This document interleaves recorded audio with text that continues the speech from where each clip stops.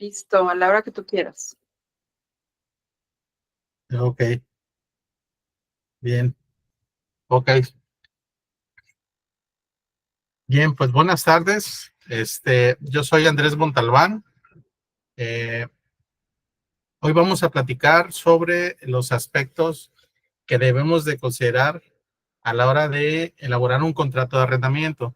La plática pasada que di, así como que literal les puse el contrato, en este caso fue de comisión mercantil, lo que algunas personas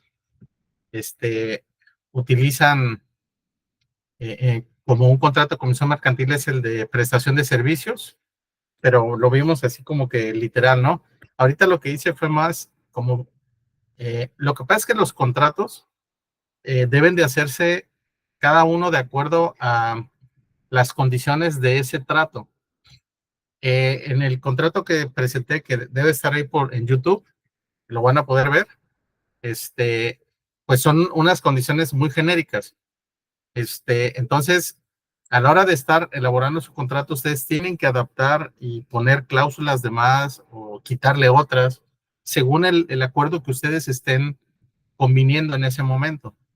Por eso, en esta ocasión, ya no quise presentar el contrato físico para que no se nos sesgue la idea de agarrar ese contrato y usarlo, porque créanme que no sirve. Te puede traer problemas legales fuertes y entonces, pues prefiero hacerlo así, que ustedes entiendan cuáles son las partes que tiene que llevar el contrato y ustedes poner, de hecho ahorita vamos a hacer una lluvia de, una lluvia de ideas, colaboración, de cuestiones que a ustedes les ocurran en los arrendamientos y los vamos a poder incorporar. Entonces esta presentación yo creo que está mejor que ponerles un contrato ahí e irlo leyendo. Bueno, entonces vamos a avanzar.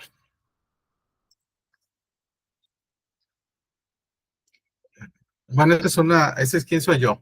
Básicamente les digo que lo que les digo cada vez que colaboro, que lo que buscamos acá en IUM es que las personas que participamos somos personas que estamos en el medio. Es decir, puede venir un abogado a darte esta plática, pero ¿qué va a pasar si el abogado no tiene experiencia en la práctica inmobiliaria, en vender inmuebles, en arrendamiento? Pues no le va a quedar el contrato igual, porque no tiene la sensibilidad del inmobiliario. Entonces, yo mismo no soy abogado, pero soy asociado de un despacho jurídico donde vemos estas cuestiones. Yo soy sociólogo de profesión y politólogo también, y ahorita estoy cursando una maestría en administración y venta de bienes raíces. Entonces, y tengo más de 30 años de práctica profesional en el medio. Entonces, esa es una de las cosas muy valiosas que tienen estas charlas de Jung, de que las personas que colaboramos son personas que tenemos como que ese perfil.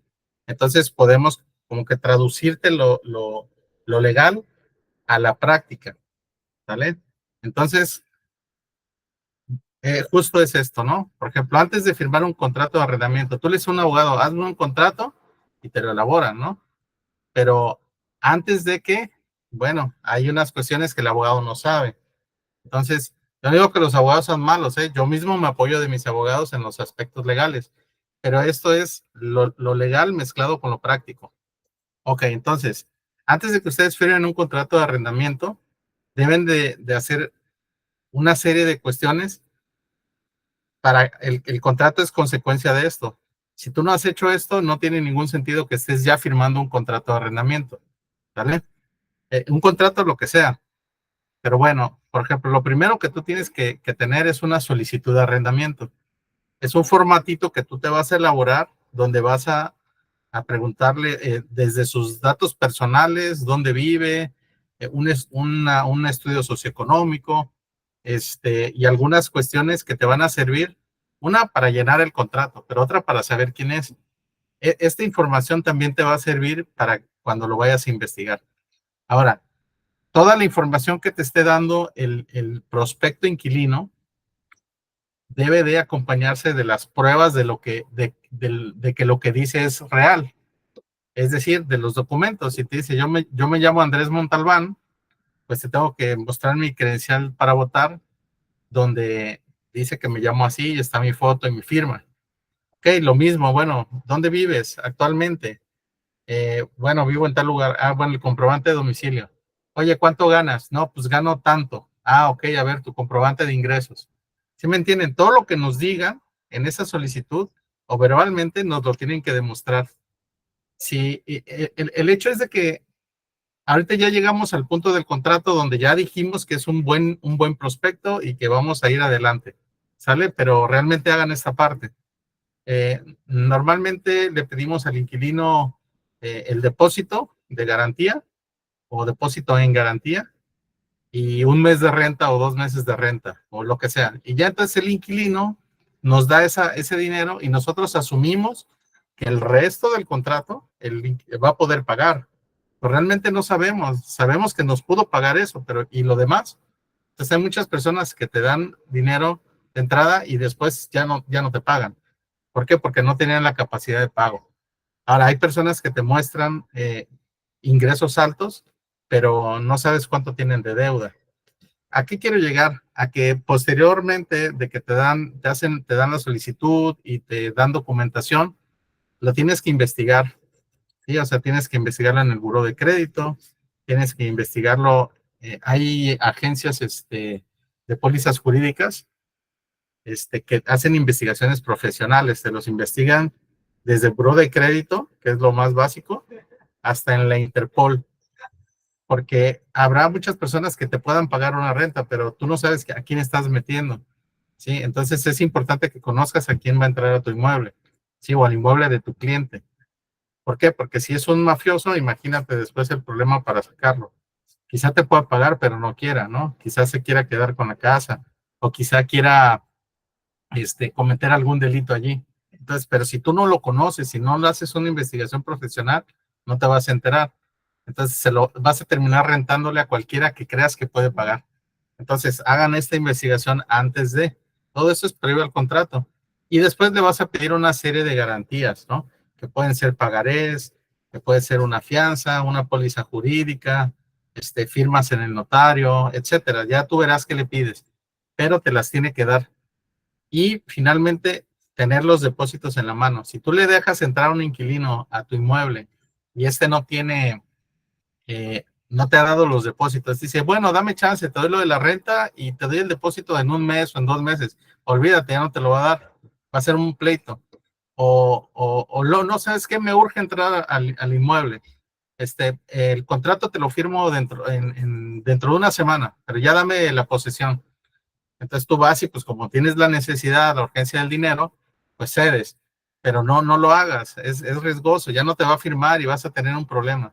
Entonces las cosas tienes que hacerlas bien desde el principio o no hacerlas, ¿sí? Porque de nada te va a servir que hagas una supuesta operación que vas a tener que devolver el dinero o te vas a meter en algo legal que te va a salir más caro. Entonces las cosas hay que hacerlas bien desde el principio. Entonces, antes de todo es esto que les comento.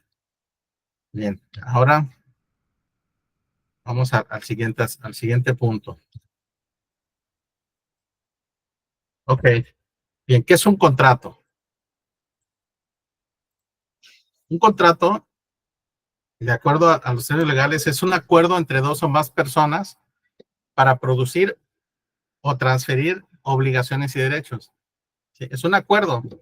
Vamos a pensar que Alicia y yo vamos a poner un negocio. Entonces, tenemos que hacer un contrato en el cual vamos a producir obligaciones y derechos mutuamente.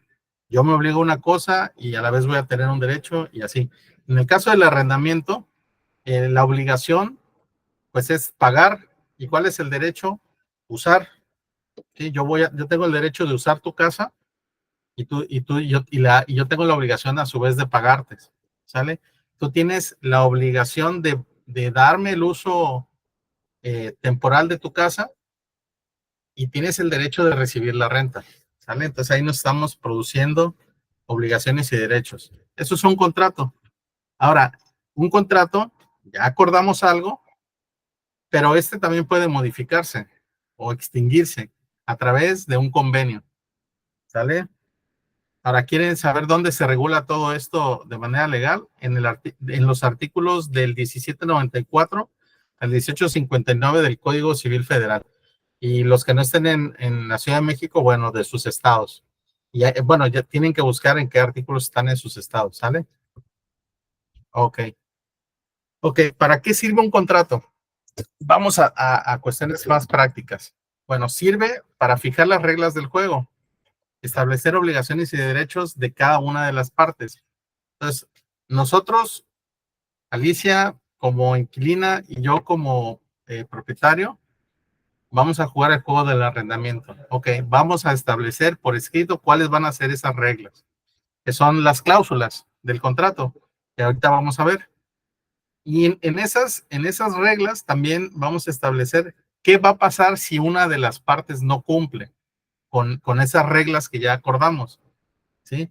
Que son las penalidades. Porque a lo mejor no cumples con pagarme la renta, o a lo mejor sí cumples con pagármela, pero no puntual. Entonces, oye, es que yo sí te la pagué al final, sí, pero no puntual, como quedamos. Entonces, sí me entienden. Entonces, vamos a hacer eso en un contrato. Para eso sirve el contrato. Ahora, los contratos deben de reunir ciertos requisitos. Ya estamos hablando del contrato de arrendamiento para que existan en primer lugar y para que valgan, ¿sí? Es decir, podemos declarar que un contrato no existe o que es inválido si no lo hacemos de la manera adecuada. Entonces, ¿cuáles son esos elementos, sí, de existencia y validez de los contratos? Bueno, la capacidad de las partes. Primero que existan las partes, ¿verdad? Y que exista un objeto, o sea, sobre qué vamos a hacer el contrato. Ok, Alicia y yo vamos a celebrar un contrato de arrendamiento. Ese es el objeto. Y las partes somos nosotros. Pero además debemos ser capaces legalmente de realizar este contrato. Por ejemplo, debemos ser mayores de edad, ¿sí? Debemos estar de acuerdo. El segundo elemento es el consentimiento que debe ser expreso, es decir, por escrito, ¿sí? Y también no debe haber vicios del consentimiento. O sea, en la celebración de este acto, no debe haber error, ni violencia, ni dolo. Si existiese alguna de estas cuestiones, pues el contrato es inválido. ¿Vale? Entonces, pero vamos a pensar que estamos las partes, somos capaces, lo vamos a hacer por escrito y no hay problemas, no hay vicios del consentimiento, pues procedemos, ¿no? Ok, Refiere entonces, error, Andrés. perdón. Lo que tenías de los vicios, perdón, a ver, ¿lo puedo Ah, regresar? Ajá, el ahí. error, ¿a qué se refiere? Eso no entiendo a qué se refiere.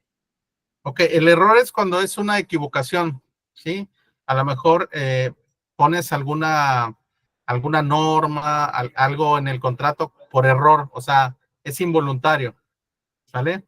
Ok, Hay dos tipos de error, de hecho y de derecho, pero ajá, es a lo mismo, es un error que fue quizá voluntario o involuntario, pero si existe ese error, a lo mejor se me ocurre algo, por ejemplo, tú estás eh, prestando un inmueble, entonces sería un contrato de comodato, pero tú haces todas las cláusulas de arrendamiento o lo pones oneroso, o sea que es de comodato, pero a la vez estás cobrando una renta, o viceversa, a lo mejor es de arrendamiento, pero lo pusiste como no oneroso, o sea, eso es un error, cuando haces una cosa en lugar de otra, ok. ¿sale? Violencia, pues, bueno, ya quedó claro lo del error, o bueno, más o menos claro. Sí, Es que o no sea, me quiero meter en este tema sí, porque es tal nos cual alargaríamos. pensé que se refería a algo como más jurídico, pero no, es tal cual un error. Sí, es un error, pero ese error puede ser voluntario o involuntario, ¿eh? Ok. O sea, si es algo involuntario, bueno, vamos a corregirlo. Pero Ujú. si se meten un error voluntariamente, como yo sé que a lo mejor la renta de ese inmueble en el mercado es de 10,000 pesos y yo te lo estoy metiendo en 100,000, pero tú no sabes. Entonces te estoy metiendo ahí una situación equivocada. Entonces yo después puedo decir, oye, yo te estoy pagando 100,000 pesos y cuando esos inmuebles ya vi que andan en 10, o sea, puedes puedes mencionar el error en este tema, ¿no? Que también el error puede ser confundido a veces con el dolo, ¿sí? Cuando lo haces con mal plan, ¿no? Así como que sabiendo lo haces. Ok, yo te estaba cobrando 100,000, pero yo no sabía que valían 10,000 las rentas ahí, porque quizá mi inquilino anterior me pagaba eso. Pero bueno, pero cuando sí sé que lo estoy haciendo, que es intencional, ya es con dolo, también eso es causa de invalidez de un contrato. Ok. Más o menos sí. Sí, sí, ya, perfecto. Gracias. Ok, bueno, y la violencia está más clara, ¿no? Cuando te están obligando. Puede ser Cuando es física, por coerción, ¿no? psicológicamente o en algo, ¿no? Ok, Te están obligando a hacerlo. sí. Entonces, esos serían los vicios del consentimiento. Ok, seguimos en la que estábamos. Hablamos de que para celebrar un contrato debe haber voluntad de las partes. Entonces, esto es bien importante, el tema de la voluntad, porque hay veces que dices, oye, ¿yo puedo poner esto en mi contrato o no? O sea, tú puedes poner lo que quieras. Ahí les va lo que dice el artículo 1796 del Código Civil Federal. Dice, los contratos se perfeccionan por el mero consentimiento, obligando a sus contratantes al cumplimiento de lo expresamente pactado y a sus consecuencias. Ahorita acaban de aprobar la ley de arrendamiento en la Ciudad de México, le movieron algo donde dice que no vas a poder aumentar la renta anual más allá de la plusvalía, ¿cierto? No, de la plusvalía, no, de la devaluación, ¿cierto? No, no es de evaluación, es del INPC. Ok, Del índice. entonces, ok, tú no puedes incrementar tu renta anual más allá de ese incremento del INPC, ¿correcto? Lo acaban de aprobar hace Yo no lo había 3, 4 escuchado, días. pero yo generalmente pongo eso, del INPC. Pero no Ok, sé si pero ya es obligatorio. ¿qué pasa? ¿Qué pasa si este cliente te está pagando 10,000 pesos y viene otro cuate con dinero? No le importa, es un rico y te paga 20. Y si tú le renuevas al primero, pues no le puedes incrementar más, pero al final del día es un negocio, entonces ¿cómo dices? No, pues le voy a rentar este de 20 o págamelos tú. Si tú me los das, yo te dejo. Si no, dámelo y se lo doy al otro. ¿Sí? Entonces son cuestiones que se complican, pero si tú en tu contrato, aún a pesar de esa ley, las partes acuerdan que el incremento va a ser mayor, si las partes lo acuerdan, eso es superior a la ley. Pero aquí viene. Dice, en los contratos civiles, uno se obliga en la manera y términos que aparezca que quiso obligarse. O sea, como lo escribieron, así va a ser. O sea, tú no le puedes decir al juez, oiga, señor juez, es que yo no quería. Oiga, señor, pero usted estuvo de acuerdo ahí. ¿Sale? Mientras no afecte las garantías, los derechos humanos, es que antes eran garantías individuales, ahora son derechos humanos. Mientras no se afecten ellos, tú puedes poner cualquier cláusula que las partes convengan. Entonces dice, si los términos de un contrato son claros y no dejan dudas sobre la intención de los contratantes, se estará al sentido literal de sus cláusulas. Entonces, regresando al ejemplo de esta nueva ley o esta nueva reforma, donde dice, es que no puedes incrementar más allá del INPC, la renta al año, ¿no? Bueno, pero si las partes convienen que sí, yo sí pero lo tienes que poner bien clarito, ahí dice, los términos deben de ser claros, o sea, las partes convienen que el inquilino o el arrendatario acepta que en caso de renovar, aún conociendo el tema de la ley, estoy parafraseando, pero él acepta que el incremento, en su caso, si hubiere otra oferta, pagar más de lo que establece el índice nacional de precio al consumidor. Ya queda así, se acepta, porque él está consciente de eso, o sea, no hay ningún dolo, ningún error, no hay engaño, porque está clarísimo. Entonces, una de las cosas que ustedes tienen que hacer cuando hacen un contrato es que lo tiene que entender claramente las partes y claramente el juez, sin que tenga que estar interpretando nada. O sea, háganlo tal cual, bien claro y conciso. Bueno, continuamos. Si no les queda bien clara una parte, por favor, díganme para ahondar. Ok, cláusulas y renuncias. Dices, los contratantes pueden poner las cláusulas que crean convenientes. Era lo que veíamos ahorita. Pero las que se refieren a requisitos esenciales del contrato, o sean consecuencia de su naturaleza ordinaria, se tendrán propuestas, aunque no se expresen. ¿Sale? Es decir, hay cosas que tú debes de poner a fuercitas en el contrato. Ejemplo, la vigencia del contrato, el lugar de pago de la renta. Pero si tú no las pones, como son requisitos esenciales del contrato, se tienen propuestas, aunque no las expreses por escrito. Es decir, la ley contempla, por ejemplo, el pago de la renta, normalmente yo lo pongo el día primero y se le da una prórroga a más tardar el día 5 del mes. Yo lo pongo así.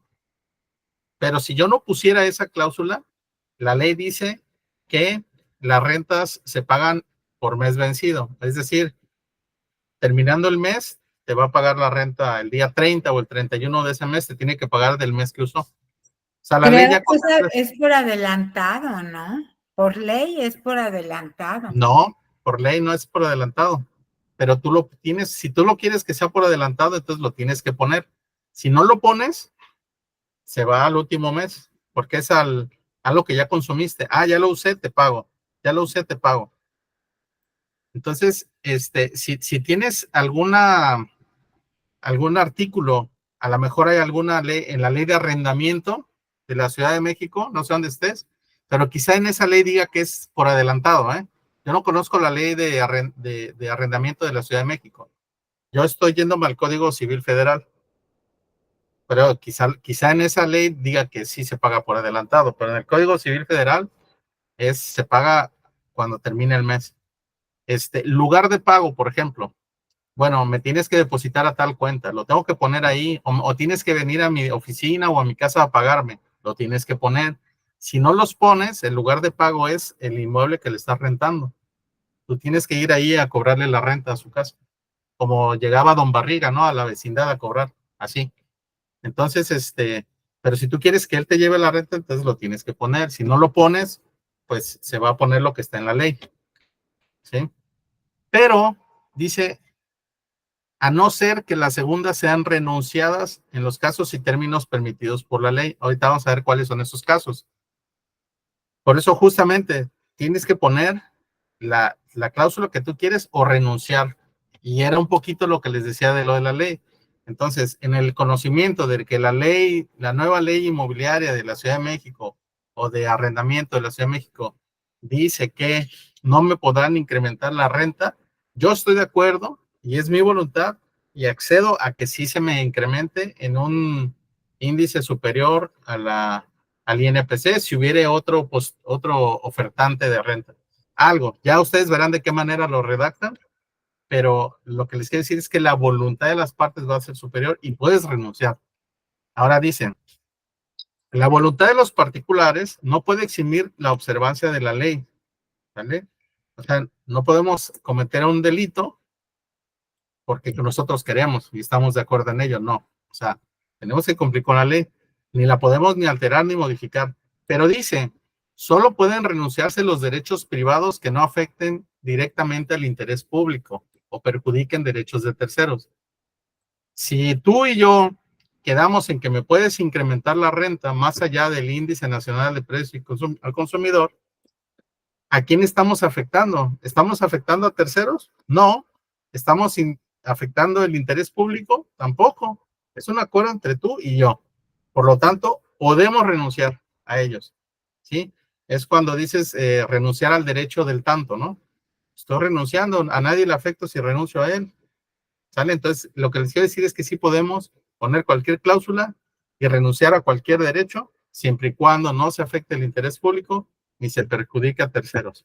Dice, Y es algo bien importante, dice, no obstante, tal renuncia no producirá efecto si no se hace en términos claros y precisos, de tal suerte que no quede duda del derecho al que se renuncia. Una vez más, tenemos que ponerlo. Si no ponemos que renunciamos, el derecho pervive. Estamos viendo cuestiones generales, ¿eh? Otro tema de la jurisdicción. ¿A qué se refiere la jurisdicción? Ya ven que casi al último dice, nos sometemos a los juzgados de tal ciudad. Bueno, aquí va esa. Dice, las leyes mexicanas rigen a todas las personas que se encuentran en la República, ¿sí? Así como los actos y hechos ocurridos en su territorio o jurisdicción. Y dice, la Constitución, régimen y extinción de los contratos de arrendamiento, entre otros, se regirán por el derecho del lugar de su ubicación. ¿Dónde es el arrendamiento? En la Ciudad de México. Ah, pues se va a regir por el derecho de la Ciudad de México. ¿Dónde es el arrendamiento? En Acapulco. Ah, bueno, se va a regir por el derecho de Acapulco. La que sigue dice, la forma de los actos jurídicos se regirá por el derecho del lugar en que se celebren. ¿Ok? Y en la última dice, los efectos jurídicos de los contratos se regirán por el derecho del lugar en donde deban ejecutarse. ¿Dónde se va a ejecutar el derecho? Pues en el lugar del arrendamiento. ¿Esto por qué? Se los comento, porque a veces normalmente ponemos, las partes renuncian al fuero de su domicilio, presente o futuro, y se someterán a las autoridades de la Ciudad de México, o de Chihuahua, o de donde sea. ¿Y por qué se los comento? Porque si tú no lo pones, pues entonces automáticamente va a ser en el lugar donde está el inmueble que se está rentando. ¿Y por qué lo menciono con énfasis? Porque hay a veces que se va a rentar un departamento en Cancún, pero tanto el inquilino como el propietario viven en la Ciudad de México. Oye, pues si estamos acá, pues hay que firmarlo acá. Sí, lo vas a poder firmar allá, pero el arrendamiento es allá. O sea, lo puedes firmar en la Ciudad de México, pero las leyes que te van a regir el arrendamiento son las del lugar donde está el departamento o el inmueble que se renta. ¿Vale? Porque ¿cómo podría la autoridad decir, oye, mis leyes de la Ciudad de México aplican para mi jurisdicción, de mi territorio, para los inmuebles que están aquí? ¿Cómo puedo yo aplicar mis leyes a un inmueble que está en otro estado? ¿Sí me entienden? Por eso va eso. Entonces, ahora, en cuanto a la penalidad, dice, en el contrato se puede estipular cierta prestación como pena para el caso de que la obligación no se cumpla o no se cumpla de la manera convenida. Era lo que les decía, bueno, sí me pagaste la renta, pero no me la pagaste puntual. O sea, ya cumpliste con la obligación, pero al no pagarme la puntual, pues entonces se incumplió en eso y por lo tanto aplica la pena. Dice, si tal estipulación se hace, es decir, de fijar una penalidad, ya no podrán reclamarse además daños y perjuicios. Pero a la inversa es lo mismo. Si tú no estipulas penalidad, entonces puedes reclamar daños y perjuicios. ¿Cuál es el problema? Que si tú reclamas daños y perjuicios, tienes que probarlos. Tienes que decir, me afectó porque no pude rentar el departamento durante 10 meses. ¿Y cómo pruebas eso? Ese es un perjuicio. Un daño. Bueno, pues es que descompuso la televisión o el perro que metieron se comió el mueble. Entonces, daños y perjuicios. Lo tienes que probar y cuantificarlos. Entonces, es mejor establecer una pena, una penalidad, y tú considera las cosas que puede dañar para que, o en tu contrato, puedes decir, hay una pena para el incumplimiento de renta, hay otra penalidad para el incumplimiento de pago de servicios. Y en lo que se refiere al mobiliario, ahí serán daños y perjuicios, o daños en este caso. Y tendrás que hacer un inventario de todo del departamento, de los contenidos, tomarles fotos, relacionarlos y firmarlo y anexarlo al contrato, para que en caso de que algo de lo que está en ese inventario se dañe, puedas reclamar con base en el valor que le diste en ese inventario. ¿Sale? Dice, al pedir la pena, el acreedor no está obligado a probar que ha sufrido perjuicios, ni el deudor podrá eximirse en satisfacerla probando que el acreedor no ha sufrido perjuicio alguno. Ok. Cuando tú estableces una pena, sin más, el acreedor tiene que pagarte, aunque tú no le tienes que demostrar que sufriste un perjuicio. Haz de cuenta, no te pagó puntual. Entonces, tú no le tienes que demostrar que como no te pagó puntual, tuviste que pagar intereses. No, a lo mejor no tuviste que pagar nada, simplemente es un incumplimiento. Te tiene que pagar, ¿vale? Entonces, ni el otro va a poder decir, pues en realidad no le afectó, por lo tanto, pues no le pago, ¿no? O sea, no. No tienes que probar nada, simplemente está establecida. Por eso es mejor establecer una penalidad en tu contrato que reclamar daños y perjuicios. Ahora bien, dice, la pena no puede exceder, eso es bien importante, ¿eh? La pena no puede exceder ni en valor ni en cuantía la obligación principal. Es decir, tú puedes cobrar intereses, por ejemplo, de un pago, de un atraso en pago, ¿no? De una mora. Pero si la cantidad de la mora, el mes de renta es de 10,000 pesos, tú no puedes pedir más de 10,000 pesos de pena. Tiene que ser menos, normal, el 5, el 10, el 15, de ese incumplimiento, ¿vale? Y, por ejemplo, en los pagarés, si alguna vez en el tema de las garantías llegan a suscribir pagarés, ya les ponen ahí el interés mensual, ¿no? Nunca vayan a poner el interés mayor al 100% anual. Es decir, si ustedes ponen el 10%, y lo sumas por los 12 meses, estamos hablando de el 120%. Entonces, como no puedes excederlo al 100% en un año, entonces el juez te lo va a tirar y te lo va a aventar a un interés como del 3 o 4% anual. Entonces es mejor que tú de entrada pongas menos que el 10%, o sea, como un 8 y cachito por ciento. Pero como que pongas un 8%, ya estamos hablando que es el 96%, está por debajo no va a exceder el valor, ¿sale? Y la cuantía es en cantidades, ¿no? A lo mejor se te vació el tinaco de agua de 1,100 litros, bueno, te tiene que reponer un tinaco de 1,100 litros, no uno de 2,500, ¿no? Por poner un ejemplo. Entonces, esos detallitos deben de ser muy cuidadosos a la hora de establecerlos en sus contratos para que el juez no se los vaya a echar atrás y les tome más tiempo. Porque luego no solo te los echa para atrás, sino que él establece casi lo que él quiere. Bien, dice, el acreedor puede exigir el cumplimiento de la obligación o el pago de la pena, pero no ambos, ¿vale? O si pones una pena, eso es lo que vas a exigir. Perdón, no estoy confundido. Dice, el acreedor puede exigir el cumplimiento de la obligación o el pago de la pena. Es decir, pues no me pagó el mes de renta. Bueno, ¿qué prefieres? ¿Que te pague la pena o el mes? No, pues págame el mes. Pero dice, a menos que aparezca haber estipulado la pena por el simple retardo en el cumplimiento de la obligación o porque ésta no se preste de la manera convenida. Entonces ahí sí, ok, ya me pagaste, por eso dice, a menos que aparezca haber estipulado la pena por el simple retardo. Entonces, sí te puedo poner la pena aunque me pagues, porque no te estoy penalizando porque no me pagaste, sino más bien porque te tardaste. ¿Vale? Bien, dice, no podrá hacerse efectiva la pena cuando el obligado a ella no haya podido cumplir el contrato por hecho del acreedor, caso fortuito o insuperable. Eso es bien importante. Si ustedes, por ejemplo, en el contrato establecen que el inquilino te va a pagar, pero que tú primero le tienes que dar su factura durante X tiempo, a lo mejor los 5 primeros días del mes, y luego él te paga porque tiene que meterla y procesarla ahí en su empresa o lo que sea, y de pronto tú no le diste la factura. Puede llegar el día 20 y él no te va a pagar porque él necesita la factura primero. Entonces, si por esa causa el inquilino no te pagó, pues no es culpa de él, sino tuya de no haberle enviado la factura. Por lo tanto, ahí no aplica la penalidad. ¿Vale?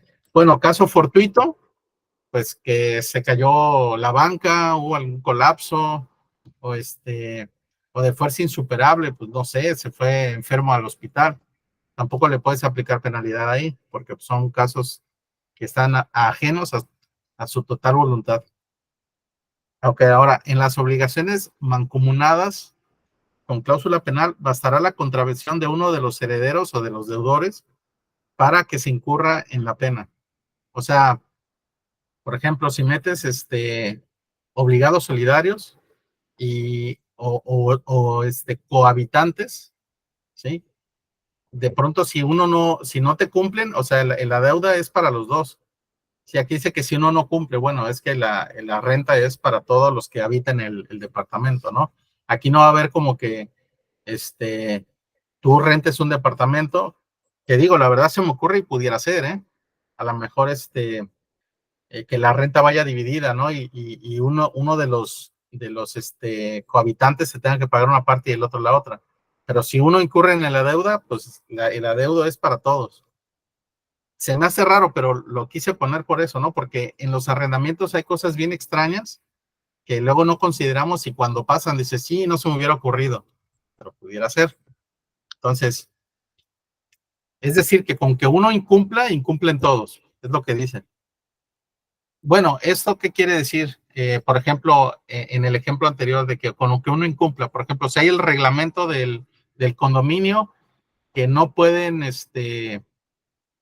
ocupar la alberca después de las 10 de la noche y de pronto uno de ellos se va y se mete a la alberca, ¿no?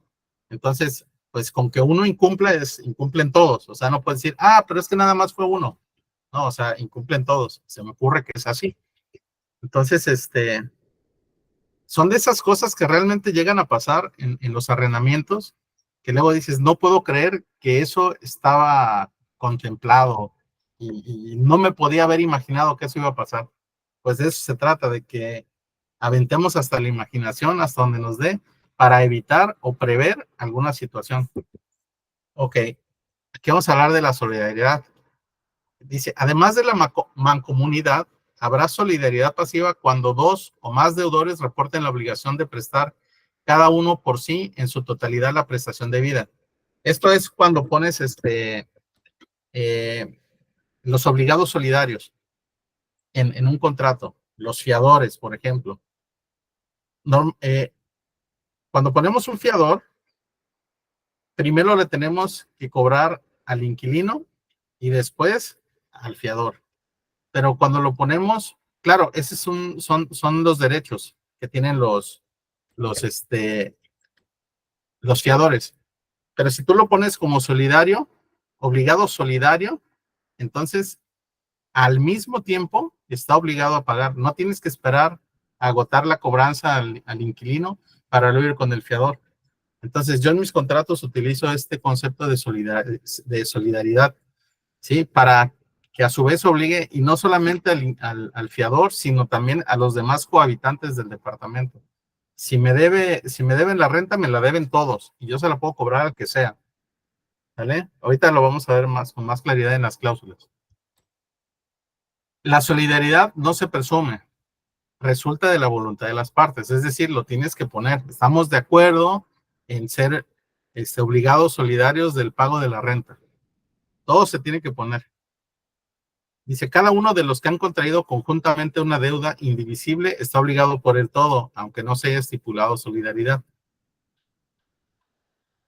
Sí, ok. Ahora sí, ya vamos a entrar a las partes del contrato. Todo lo demás fue así como que considera esto cuando hagas tu contrato. Ok. Las partes del contrato, así como imagínenselo, en la hoja, lo que está hasta arriba es el título. ¿Sí? Contrato de arrendamiento. Proemio, que celebran por una parte, y por la otra, respecto al objeto de este acto, el departamento tal.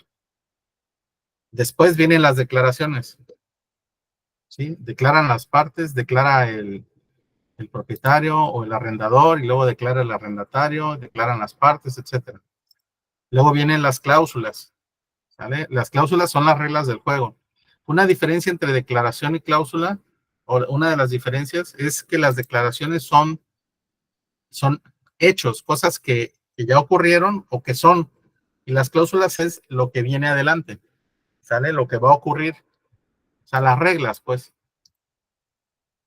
Luego la suscripción, pues es ese párrafo final del contrato que dice, leído que fue por las partes en la ciudad de tal, se firma en 3 tantos, en todas sus hojas o todo lo que quieran poner, en la ciudad de tal, en tal fecha. Y luego las firmas. Solamente tienen que firmar el contrato las personas que intervienen en él. Nada de testigos y esas cosas. Solamente el arrendador y arrendatario, o arrendadores y arrendatarios. Y los anexos. Los anexos son bien importantes. Casi nadie los pone, pero a medida que vas redactando tu contrato, las partes declaran ser de nacionalidad mexicana, con domicilio en tal lugar. Bueno, pues todas esas cosas que se van declarando, tienes que ir poniendo esos documentos que se declaran, que prueban lo que dices en los anexos. ¿Con qué finalidad? Con la finalidad de facilitarle al juez todo, porque son tus pruebas. Si tú solo llenas el contrato, pero no le pones estos elementos probatorios, que son tus anexos, y le dices al juez, pues órale, a ver, trágame la identificación de esta persona que firmó.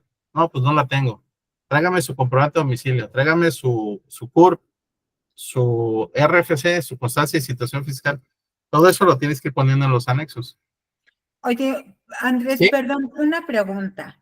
O sea, no se anexan, pero pues sí los tenemos, por lo menos yo siempre los tengo en forma digital. Ya si hay algún problema, pues se imprimen y ya, ¿no? Sí, sí, por lo menos manifiéstan en tus declaraciones, ¿sí? Que se adjuntarán al contrato sin firma, como anexos, ¿sí? Y ya los tienes ahí, igual, como tú dices, bueno, no los tengo, no los voy a imprimir, ni me los van a firmar. Entre más formalices las cosas, mira, yo a veces, no siempre tienes razón, porque muchas cosas están digitales. Por ejemplo, la escritura del inmueble. Normalmente pedimos requisitos a los inquilinos, pero casi nunca pedimos requisitos a los propietarios.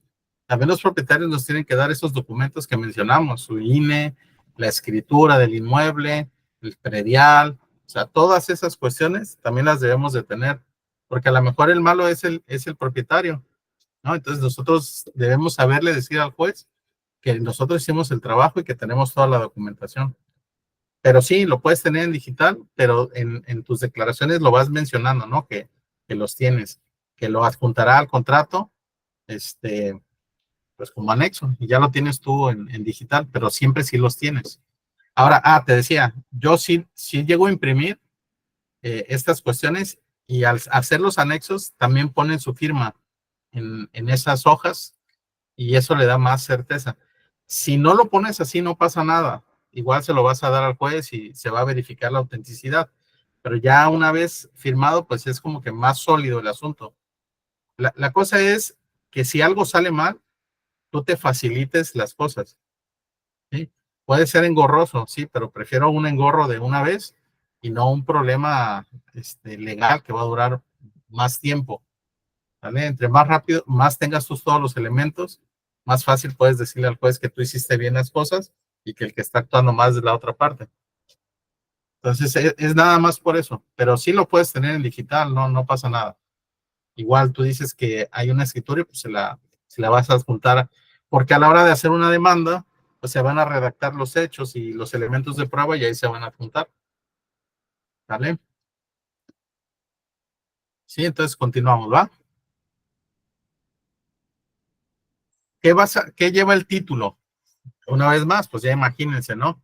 El contrato así en la hoja, tamaño carta u oficio, y estos son en esta secciones de título y premio van esos elementos.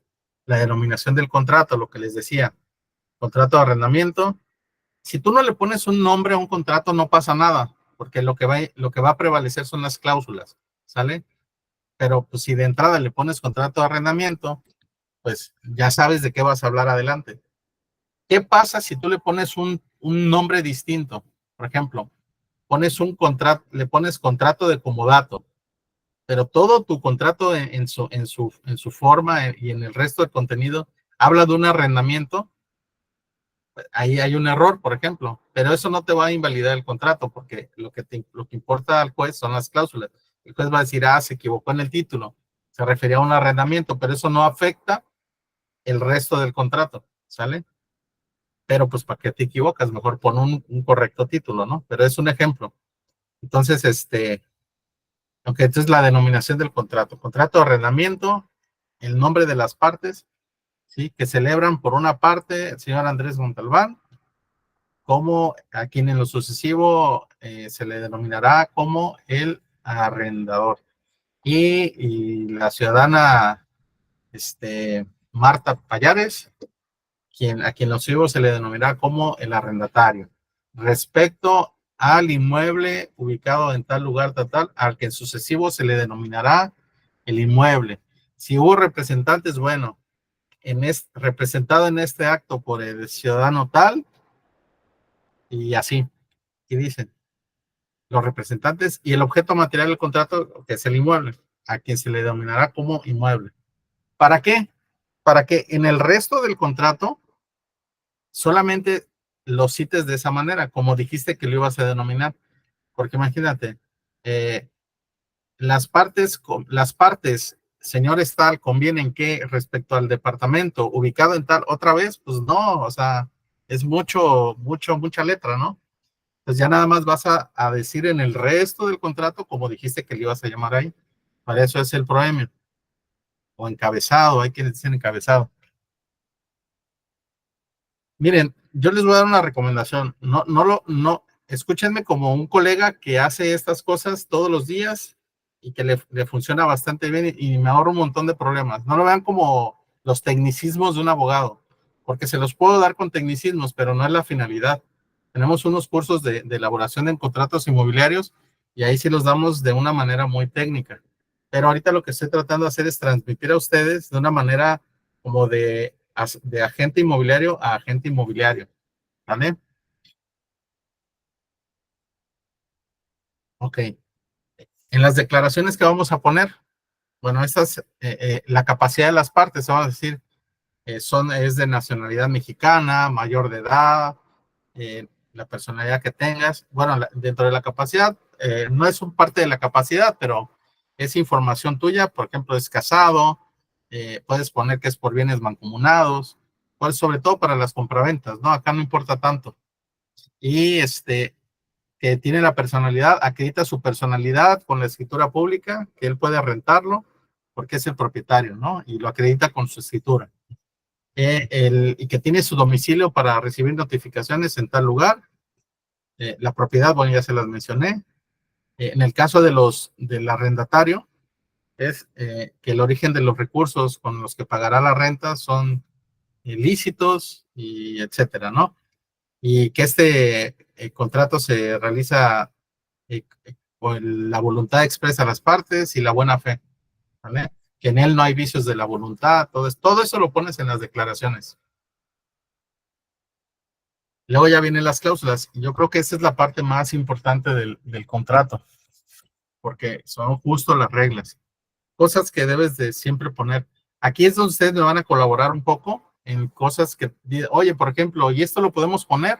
¿O esto no lo podemos poner? ¿O por qué sí o por qué no? Aquí ustedes ahorita van a entrar. Pero lo primero que tienes que poner es el objeto.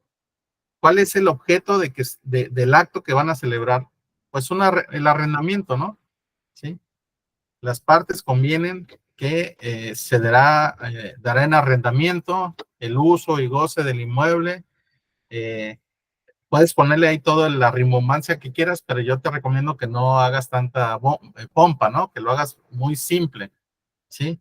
El arrendador da en arrendamiento al arrendatario y lo recibe en el estado en el que se encuentra, lo recibe y lo acepta en el estado en que se encuentra. ¿Sale? Porque luego, oye, pero es que le salió esto. Bueno, pues tú así lo aceptaste, ¿no? Ahí dice. Entonces, el uso. Y el destino del inmueble será para un uso comercial o habitacional, ¿sale? Por ejemplo, únicamente como casa-habitación. Tienes que manifestarlo. Porque luego tú puedes rentarlo para casa-habitación y resulta que te hacen una oficina ahí. O viceversa, es para oficina y terminan viviendo ahí en la oficina. Entonces, todas esas cosas las tienes que poner en el uso. La vigencia. Bueno, la vigencia es el lapso en el que va de duración del arrendamiento, 12 meses. La ley dice que los contratos deben de hacerse por 12 meses, salvo que las partes acuerden otra cosa. Entonces, esto te abre la puerta a que puedas hacer un contrato de 6 meses o de menos, ¿no? Entonces, pero tienes que estipular, la vigencia será de tanto, las partes convienen, como que siempre al inicio de cada cláusula debes de poner eso, las partes convienen que la vigencia o la duración del arrendamiento será de tantos meses, iniciando tal día y terminando tal día. Entonces, aquí en vigencia, yo le pongo otros subtítulos, que es la entrega. ¿Por qué le pongo un segmento de entrega? Porque hay veces que tú firmas el contrato días antes de que lo ocupen, ¿no? Entonces, la entrega será, o a veces, bueno, me voy a meter un poquito a lo comercial, pero a veces das meses de gracia. Entonces dices, la entrega es tal, pero la vigencia es aquella. Es decir, yo puedo hacer la entrega un mes o 2 meses antes, según lo que va a hacer, pero la vigencia empieza a correr a partir de 2 meses después de la entrega. Por eso, pero si tu vigencia inicia cuando se lo entregas, pues adelante, está bien. Otra cosa que yo hago en mis contratos, como llevo muchas rentas, administro inmuebles y llevo muchas rentas, entonces yo siempre trato de recorrer todos mis arrendamientos al día 1 de mes. Es decir, si viene una persona el día 18 de marzo, entonces yo le digo, mira, yo cobro las rentas del día 1 al día 5 de cada mes. Entonces, tú me vas a pagar el proporcional de este mes que estás entrando, pero a partir del siguiente mes ya va a ser por mes completo. Así me entiendan, porque hay muchas personas que no entienden esta parte. Si tú tienes un departamento, 2, 3 en renta o inmuebles, pues no te es tan difícil, pero si tienes 100, aguas. Entonces tú dices, no, yo todo lo recorro al día 1 de mes. No puedo estar teniendo inicios de rentas, unos el día 5, otros el día 12, otros el día 16. Me haría 1000 bolas. Entonces siempre trato de hacer eso. Eso lo puedes convenir, ¿sale? Por eso son los contratos bonitos, porque tú los puedes acomodar como sea. Pues tú lo firmas al día. Entonces el primer mes va a pagar la ocupación de los días que ocupa de ese mes.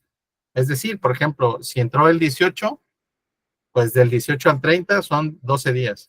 Pues divides el mes entre 10,000 por los días y ese es tu proporcional de ese mes. Pero a partir del siguiente mes, entonces yo nada más le cobro el depósito más esos meses que va a ser de ese mes que va a usar y su renta del próximo mes la va a pagar dentro de los primeros 5 días del mes.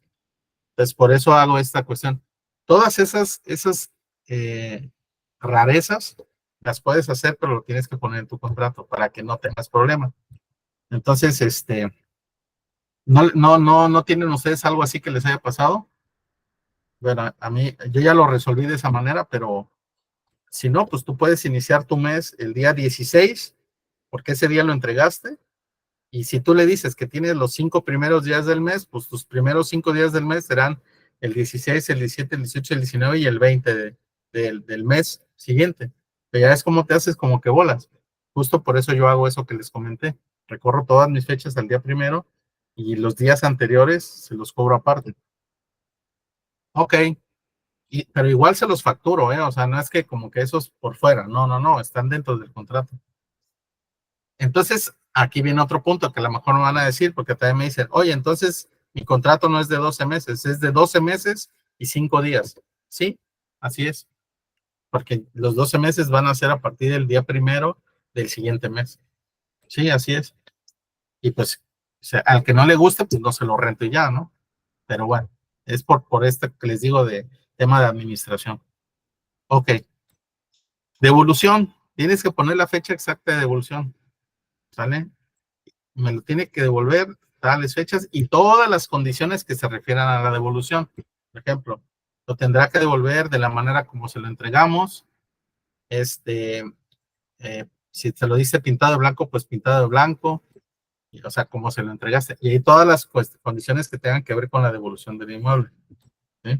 Y en la fecha, ahí le vas a poner que si no te lo entrega en la fecha acordada, pues tendrá que pagar una penalidad o lo que sea, pero en el segmento de la devolución. Renovación. Ok, yo en mis contratos pongo que terminan, que no son renovables, no son autorrenovables.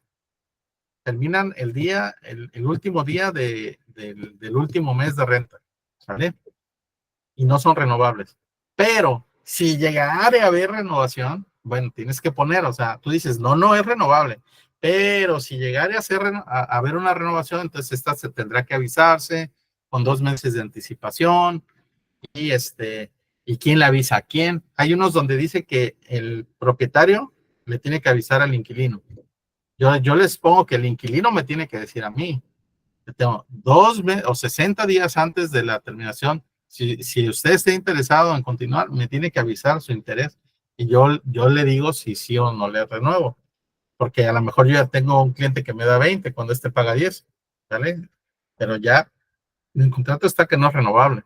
Entonces yo con todo el derecho del mundo le digo, ya no te renuevo, no le tengo que dar más explicación. Ya quedamos en eso. Y así lo va a entender el juez. Ok, cancelación. ¿Cuál es la diferencia entre cancelación y rescisión? La cancelación es cuando pues, es voluntaria. Oye, ¿sabes qué? Ya no puedo terminar de rentar. Me cambiaron de trabajo y ahora me tengo que ir a otro estado. ¿Sí? O me queda lejos porque mis hijos. O simplemente no me alcanza el dinero y tengo que cancelar. Bueno, ahí vas a establecer las cosas de una cancelación anticipada. Sí, la cancelación generalmente es anticipada, ¿verdad? No se puede cancelar cuando ya terminó. Total, es cancelación. Y rescisión es cuando es una especie de cancelación, pero obligada por un incumplimiento, ¿sale? Entonces, si usted no cumple en el pago de la renta durante los dos meses consecutivos, entonces será causa de rescisión. Si usted, por ejemplo, quedamos que es sin mascotas, pero usted de pronto me mete ahí una mascota, pues ya es causa de rescisión. O si quedamos que usted nada más iba a meter tal cantidad de personas iban a vivir ahí, digamos 6 y ahora viven 10, pues es causa de rescisión. Y así ahí vas a poner todas las causas de rescisión. En general le pones causas de rescisión cualquier incumplimiento a cualquiera de las cláusulas del contrato, ¿no? Así lo generalizas. Y pues ya en tus cláusulas correspondientes vas a establecer esas reglas. Si incumple alguna de esas, es rescisión, porque ya lo dijiste acá. Y puedes ahí establecer una penalidad. Si es una rescisión, la penalidad es tal. O si es una cancelación, es tal. O puedes poner, por ejemplo, una penalidad por cancelación anticipada de 1 mes, pero por rescisión puede ser de 2 meses. Eso tú lo vas a manejar.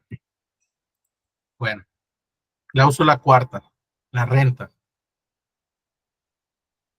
Bueno, aquí no le puse la cantidad de la renta, pero en sí misma, pues la renta es cuánto es de renta. Las partes convienen que se pagará, que el arrendatario le pagará al arrendador la cantidad de 10,000 pesos mensuales, masiva, si es masiva, ¿sí? Por concepto de renta, la cual, ahí viene el plazo de pago. Dicha renta deberá pagarse el día 1 de mes, pero tendrá una prórroga de 4 días más, pudiendo pagar hasta el 5. ¿Sí? Si no pagar en esta fecha, se hará acreedor a la penalidad correspondiente que luego tú pones, ¿no? Acá abajo viene penalidad. Lugar y forma de pago. Pues deberá pagar la renta en el domicilio del arrendador o en la cuenta bancaria tal. Normalmente yo les pongo a mis inquilinos que deben de pagar en una cuenta, ¿vale? Y ya yo checo que ya cayó esa renta, le pongo que le ponga la referencia, cierta clave, que tiene que ver con el inmueble donde está y el departamento o el local o lo que sea. Y pues ahí. Pero hay algunos contratos que he visto, de hecho yo así los hacía antes, que decía, en ningún caso se podrá recibir la renta en efectivo. Bueno, ok. Si el inquilino alega que no estaba abierto el banco y tú no se lo puedes probar, es meterte en un problema, ¿no? Entonces dile, ok, bueno, preferentemente en esta cuenta y le pones ahí. Si el inquilino no pudiere pagar la renta así, pudiera hacerlo en efectivo en el domicilio de tal o en la oficina de tal y señalas un domicilio para que no tenga pretexto de que el cajero no le dio dinero o de que el cajero no funcionaba o de que había mucha cola o de que no abrieron la sucursal o que la asaltaron o algo.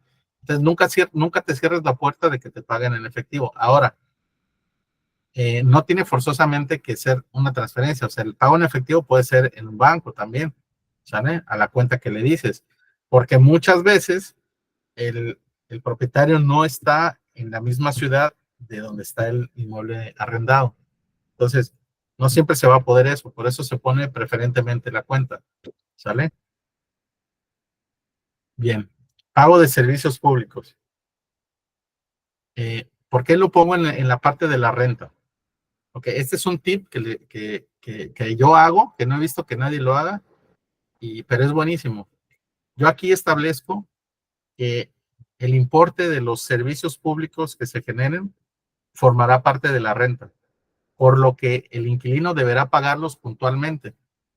Si el inquilino no paga puntualmente los servicios, es igual que si no pagara la renta completa. Por lo tanto, será acreedor a la penalidad por mora. Entonces, eso hace que estos cuates estén siempre bien fregones pagando la renta, los servicios. Porque si tú no le pones eso, y además te tienen que entregar los recibos de pago y tú los verificas, ¿sí? Porque a veces no pagan los servicios y cuando se van te dejan deudas inmensas. Entonces, cada mes, o en el caso de la luz, que es bimestral, pues bimestral te tiene que entregar el recibo pagado. Tú lo verificas. Si no lo pagó puntual, le aplicas la mora. Yo, la verdad, en eso sí no tengo piedad en aplicar las penalidades, porque si tú se la permites una vez, te la va a hacer siempre. Si tú a la primera se la cobras, la penalidad, va a ser lo primero que va a contar la renta, ¿vale? Entonces, sean muy duros en eso. Y entonces, sí, los servicios públicos los pongo ahí. Otro tip que les voy a dar, por ejemplo, este departamento de 10,000 pesos mensuales, yo le pongo una renta de 12,000 pesos, ¿sale?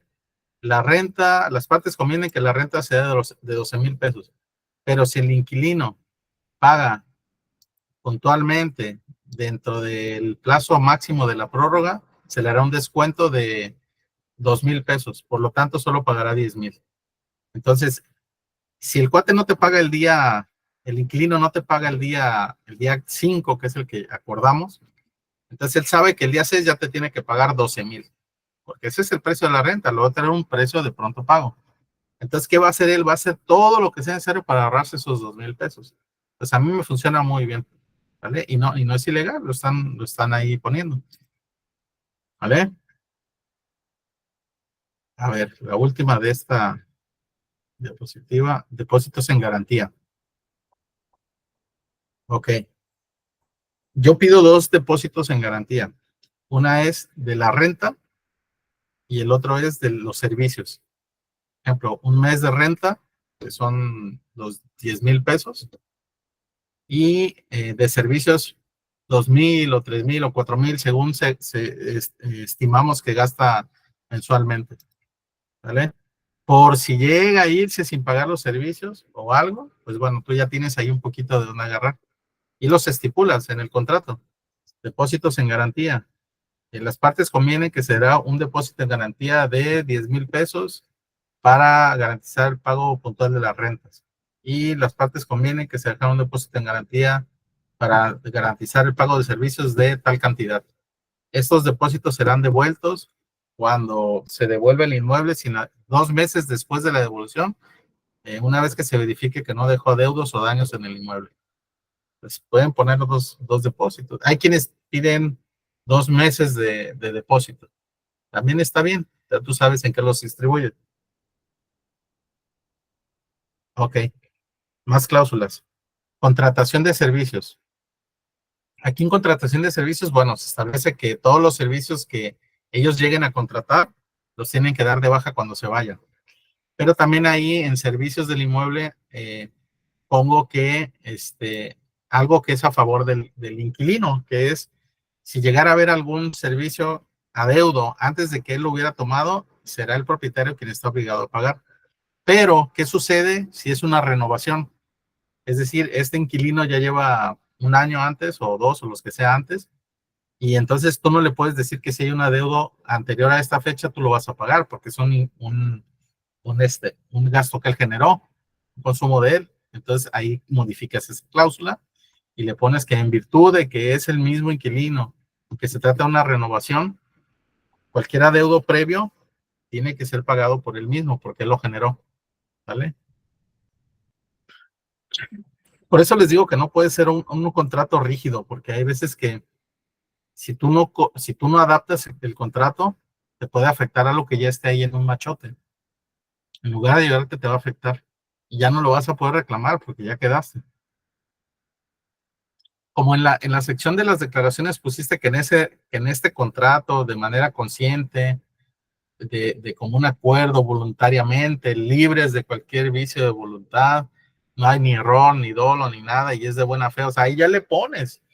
Entonces ya no vas a poder alegar que hubo un error, o sea, ya estás declarando ahí todo eso. Entonces, hazlo bien, no agarres machotes, haz tus contratos y listo. Adecuaciones. Bueno, acá es cuando dices que adecuaciones y mejoras, remodelaciones. De todas las mejoras que se le hagan al departamento, a voluntad del propietario, se quedarán en favor del departamento, de la casa, pero también le pones que si el propietario pide que sean retiradas dichas obras, que lo tendría que hacer y restituirlo a la forma en la que estaba. Tienes que poner todo eso. Mantenimiento. El cable, vas a poner ahí que el mantenimiento del inmueble correrá a cargo de el inquilino a partir de que recibe el inmueble. Pero también le vas a poner que si es un mantenimiento estructural, pues le va a corresponder al propietario, ¿no? Porque, por ejemplo, te dicen, oye, se descompuso la llave del baño. No, tú sí le puedes dar un tiempo de garantía, le puedes decir, oye, a ver, tienes un mes de garantía, si tienes una falla de esto, yo te la cambio. Pero si pasa ese mes y pasaron 4 o 5 y hay fuga de algo, pues tú la tienes que arreglar, ¿no? Entonces, aquí en los servicios, te regreso un poco, es un tema de lo del agua. Hay departamentos que te incluyen ciertos servicios, te los rentan ya con el servicio de agua o de gas, porque eso está incluido en las cuotas de mantenimiento. Pero yo te sugiero que tú sí le pongas que debes de tener un registro de tus gastos. Es que todo depende cómo lo hagas. Nosotros como en las administraciones tenemos que ser cuidadosos con eso, porque la idea es generar ganancias. Entonces tenemos que tener mucho cuidado con el tema de las fugas y todo esto. Entonces, si hay una fuga de agua o de gas, le pones ahí que te tienen que reportar inmediatamente, o un falso contacto, alguna falla del inmueble, te la tienen que reportar inmediatamente para que el propietario se haga cargo de su reparación si es que le toca, o verificar. Y que si no se la hace y eso trae consecuencias desagradables en el futuro, pues será responsabilidad total del inquilino por no haber avisado. O sea, todo eso lo pones. Seguro de daños, pues igual le dices, oye, ¿sabes qué? Tienes que asegurar el departamento, para que si te roban o algo, pues es tu responsabilidad. O si hay alguna explosión o algo, pues tú vas a tener que responder, por lo tanto, tienes que contratar un seguro. No te puedo obligar a hacerlo, o lo puedes obligar si quieres, ¿verdad? Es muy raro que te exijan. Lo correcto es que el propio dueño del inmueble, él tenga asegurados sus inmuebles, ¿verdad? Casi nadie, no tenemos esa cultura de asegurar la casa, pero cuando ya lo vas a manejar como negocio, debes hacerlo, debes de tener ese orden, ¿sí? Porque si el inquilino no lo tiene cubierto, pero tú sí, entonces al final del día el que se va a ahorrar dinero eres tú. Ahora, puedes incrementarle la renta, o sea, puedes decirle, bueno, pues más o menos a mí el seguro me cuesta tanto mensual, pues méteselo a la renta y ya habrá alguien que te lo rente, ¿sí? Porque esto al final del día, pues es un negocio. Si estás en el arrendamiento, aunque rentes una sola cosa, no la rentas por gusto, la rentas porque necesitas obtener ingresos de ahí y cuidar tu inmueble. Entonces, tú recomiéndale a tus propietarios que contraten un seguro. Bien, causas de fuerza mayor, pues acá tienes que establecer. Yo vivo en Acapulco y ahora con el huracán Otis, pues hubo muchos problemas con los daños y eso. Entonces muchos inquilinos pues ya no pudieron pagar la renta porque pues los inmuebles estaban inhabitables. Entonces tienes que establecer esas cuestiones de fuerza mayor, ¿sí? ¿Y qué pasa si sucede esto? ¿Y qué pasa si sucede el otro? O sea, vete imaginando, por eso les digo, se requiere algo de imaginación para ver qué cosas podrían estar ocurriendo y que las incluyas en tus cláusulas. Entonces, pues ahora sí ya ponemos este tipo de cláusulas, ¿no? Por ejemplo, cuando fue en un tiempo, nosotros manejamos una cláusula, era la cláusula COVID. Eh, Ahí decíamos que si había semáforo rojo, que te obligaban a cerrar, que solamente iba a pagar el 50% de la renta. Si era semáforo amarillo o naranja, era un descuento del 40%. Y si era de semáforo verde, nada más un 20%. Una cosa así. Entonces son cosas que dices tú, híjole, ¿cómo tuvimos que adaptar los contratos y el servicio a las circunstancias del momento, ¿no? O dar lo que se podía venir adelante. Oye, ¿sabes qué? Hay desorden social, marchas y todo esto, ¿no? Y nos cierran cada tercer día los negocios. ¿Qué va a pasar ahí? Ah, bueno, pues si pasa algo de eso, yo entiendo que no tienes ventas y entonces te podrá hacer un descuento en la renta o algo. Eso lo puedes establecer o no, ¿sí? Pero siempre la ley va a proteger también al inquilino, que si es por una causa de esas, causa de fuerza mayor, como ya lo vimos en los artículos, se puede suspender el pago de la renta. Bien, subarrendamiento. Tienes que ponerle ahí que está prohibido el subarrendamiento, si es que lo prohíbes, porque hay quienes lo permiten, ¿sí? El problema del subarrendamiento es que, pues ellos le pueden, si tú lo autorizas, tú le estás dejando a su voluntad que lo haga, pero puedes poner cláusulas, ok, sí te permite el subarrendamiento siempre y cuando me hagan una investigación del subarrendatario, de garantías del subarrendatario, de manera que no me afecte, pero si me llega a afectar, entonces tú respondes, pero a lo mejor si él va a subarrendar de entrada, en lugar de que le pidas un mes de depósito, le pides 2 o le pides 3, aunque sí te dejo subarrendar, pero yo me protejo. Pero tú ya no vas a tener control, por ejemplo, de a quién mete, a menos que haga una investigación. Y si no la hace, entonces es causa de rescisión. Tú puedes acomodar el contrato como quieras, ¿vale? Pero si, por ejemplo, te dicen, oye, mira, es que yo rento mi depa en 10, pero si me lo dejas subarrendar, te voy a dar 20. Híjole, pues de pronto te conviene, ¿no? Porque a lo mejor él va a vivir ahí, pero él va a recibir gente en vacaciones y lo renta los cuartos a clientes que él ya tiene, pero te lo tiene que decir y tú tienes que estar de acuerdo o no. Y si sí, lo tienes que poner todas las reglas bien definidas para que el día que haya un problema se sepa cómo se va a proceder. Bueno, la siguiente, mascotas. No sé si se enteraron, yo escuché un audio que me mandaron de una persona que demandó a un inquilino, a un propietario, porque no le rentó su departamento por las mascotas, que porque era discriminación. También está el tema de los niños. Oye, sin niños. Entonces, son situaciones así. Miren, hay edificios que les llaman, ¿cómo les llaman? Incluyentes. ¿Sale? O sea, yo no quiero que esta charla se vaya por ahí, pero es una realidad. ¿Sale? A lo mejor es de la comunidad LGBTIQ+, y entonces, pues no niños, pues, o sea, ¿cómo se van niños ahí, no? Entonces, esos detallitos finos son los que ustedes deben de considerar en sus contratos. Entonces, ¿qué pasa en esto de las mascotas? Oye, es que tú, la ley te protege a ti como propietario de que tú hagas lo que quieras con tus cosas. Entonces, nadie te puede obligar, ¿sí? Y no hay un tema de discriminación que no le quieras rentar a tu departamento a alguien que tenga mascotas. Ahora, en muchos de nuestros departamentos sí aceptamos mascotas, en muchos no. Pero cuando hablan de mascotas, generalmente hablan de los perros, ¿sale? Porque nadie tiene problema con un canario, nadie tiene problema con una iguana, nadie tiene problema con una tarántula, ¿no? O sea, pero los perros sí, porque son muy, muy juguetones y destruyen cosas, o tienen un olor muy fuerte que, van al baño y esas cosas donde sea, ¿no? Entonces, hay gente que no le gusta. Entonces, cuando a nadie del edificio le gusta eso, ese condominio, y en su reglamento lo tienen, pues no lo puedes rentar con mascotas. Y si alguien te mete mascotas, pues es una rescisión o una penalidad. Ahora, en algunos contratos, nosotros sí puedes meter mascota, pero te cobro una renta adicional por la mascota, como si fuera una persona. O sea, si yo te lo rento en 10 normal, pero con la mascota te lo rento en 15. Y si me lo paga, ya está. ¿Vale? Esas cosas ustedes las pueden mover como quieran. ¿Vale? El reglamento interior, bueno, pues lo de la alberca que les decía, ¿no? No puedes utilizar la alberca después de las 10, o el elevador, no puedes, en caso de las albercas, ¿no? No puedes ir mojado en las escaleras, etcétera. Antes de entrar a la alberca tienes que bañarte. O sea, le dices al inquilino que tiene que respetar el reglamento del condominio o de la casa o de lo que sea. Y que si no lo hace, pues es causa de rescisión.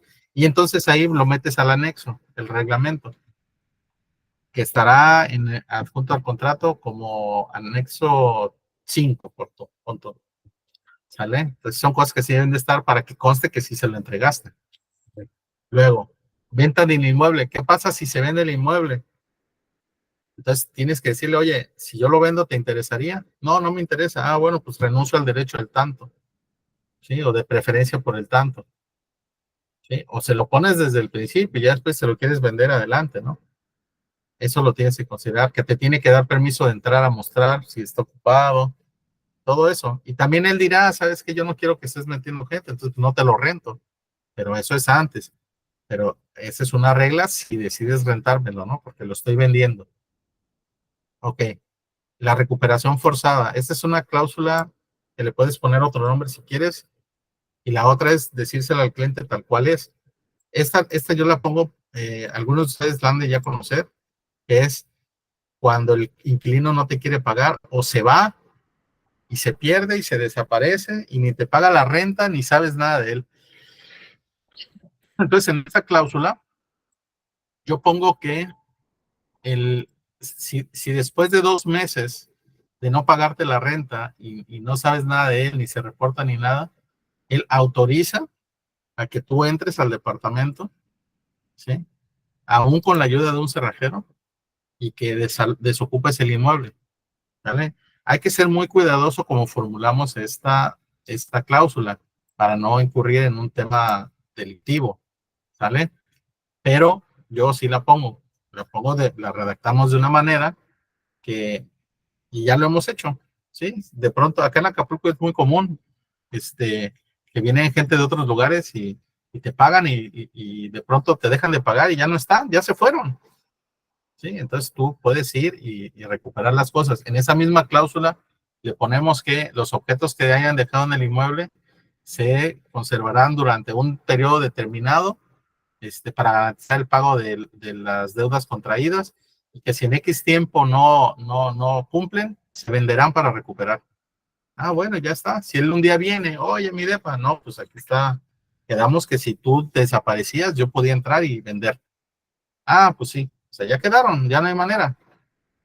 Pero no lo puedes hacer si no lo pones.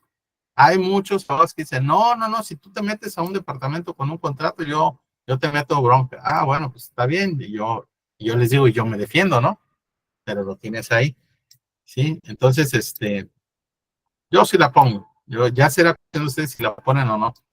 Hay gente que no lo hace porque les da miedo. Está bien, pues el miedo no anda en burro, ¿no? Y luego no, si no sabes a quién le rentaste, pues menos.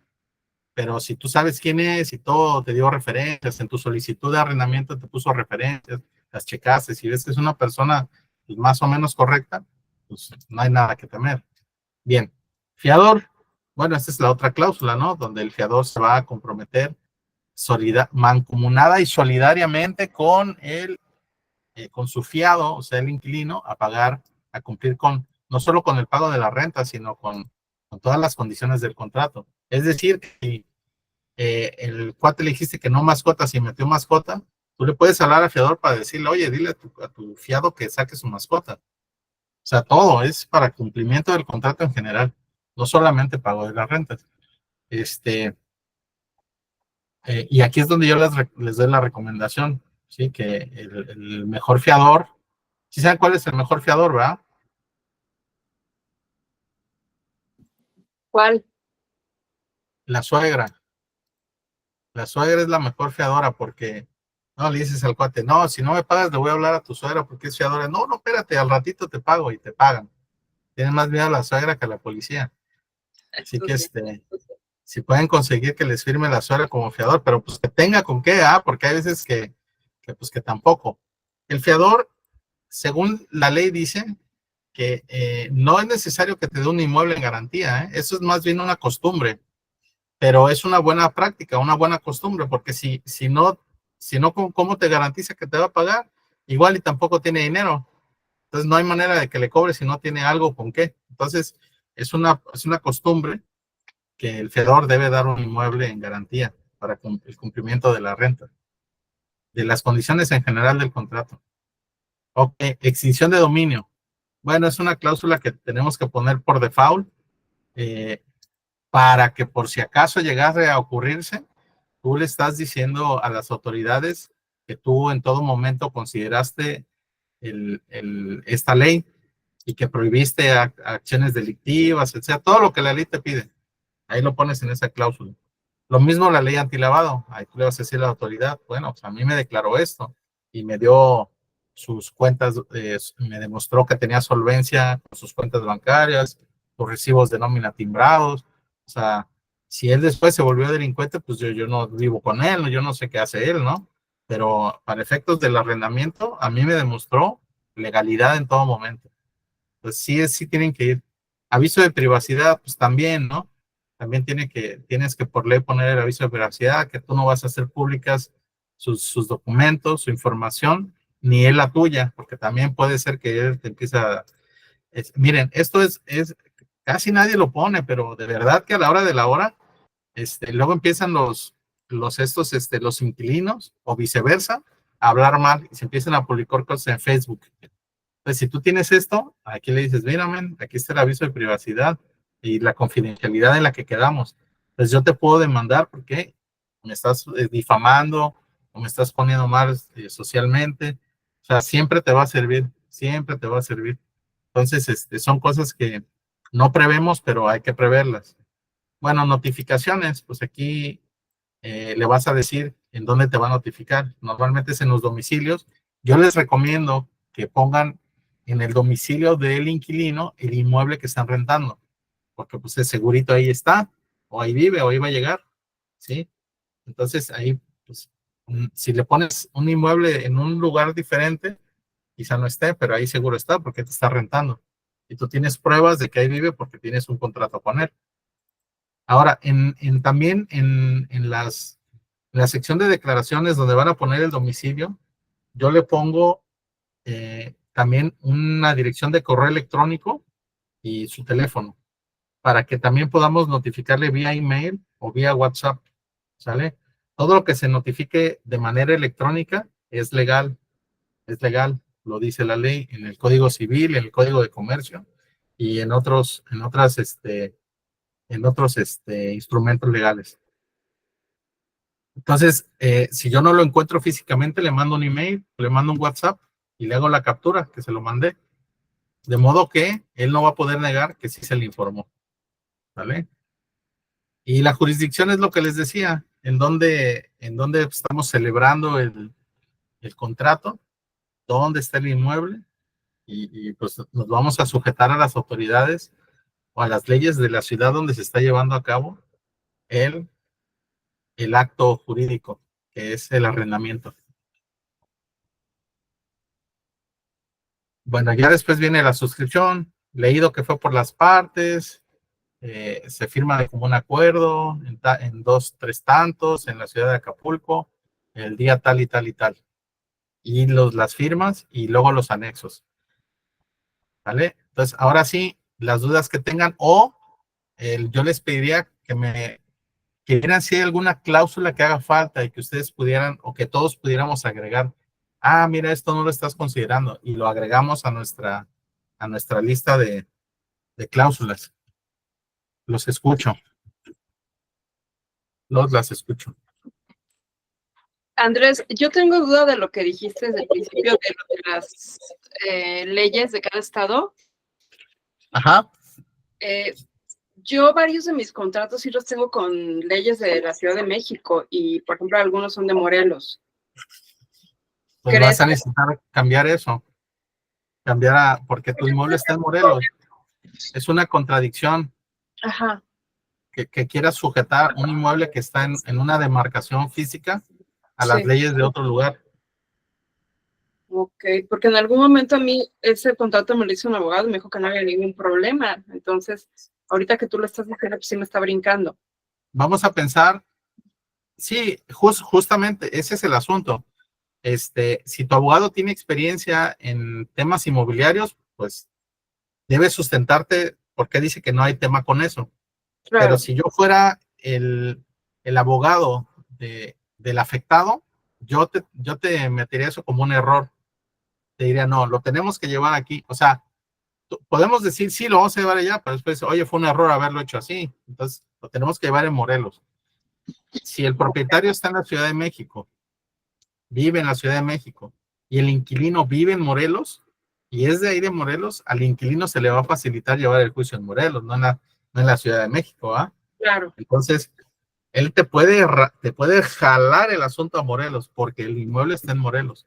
Yo eso lo quería como abogado, ¿vale? Bueno, con Sí, mis abogados. Les reitero que yo no soy abogado, sí, sí, pero sí. es lo que haría con mis abogados. O sea, ok, pues está mal, es un error. Vamos a jalarlo a Morelos, porque ahí está el inmueble. Ok. Y otra cosa que te quería preguntar es, ¿qué opinas de que en lugar de fiador sea un obligado solidario a la garantía? Sí, está bien.